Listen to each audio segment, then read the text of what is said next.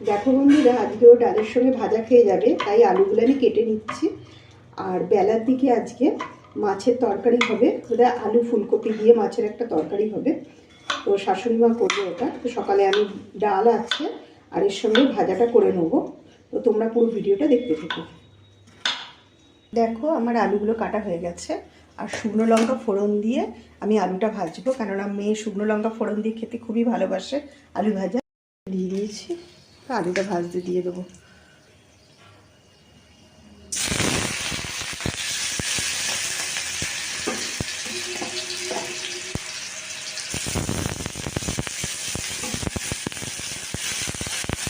আলুগুলো এইভাবে কেটে জলের মধ্যে ডুবিয়ে রেখেছিলাম, তো জল ছিল বলে একেবারে চড়াম করে আওয়াজ হচ্ছে।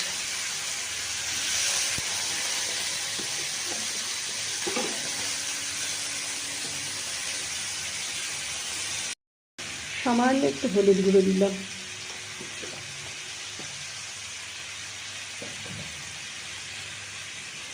আর একটু নুন দিয়ে আমি এটা ঢাকা দিয়ে দেবো।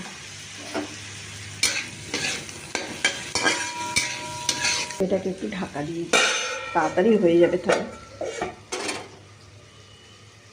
দেখো বন্ধুরা, ও আজকে পেঁপে ভাতে খাবে, ডাল আলু ভাজা এই খেয়ে বেরোবে।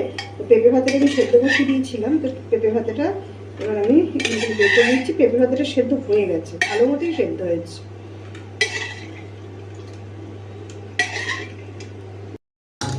পেঁপে ভাতেটা হয়ে গেছে। এবার দেখো এটার মধ্যে একটু নুন দিলাম আর একটু তেল দেবো।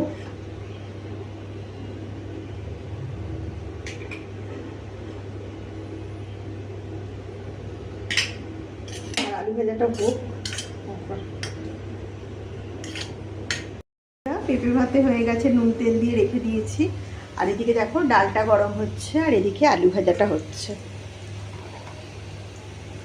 অল্প করেই আলু ভাজা হচ্ছে, মেয়ে আর ওর বাবা খাবে। মা বেলায় মাছ দিয়ে ফুলকপি দিয়ে আলু দিয়ে একটা তরকারি করবে, তো সেটাও কেটে রাখছে। মাছ দিয়ে করবেন তো?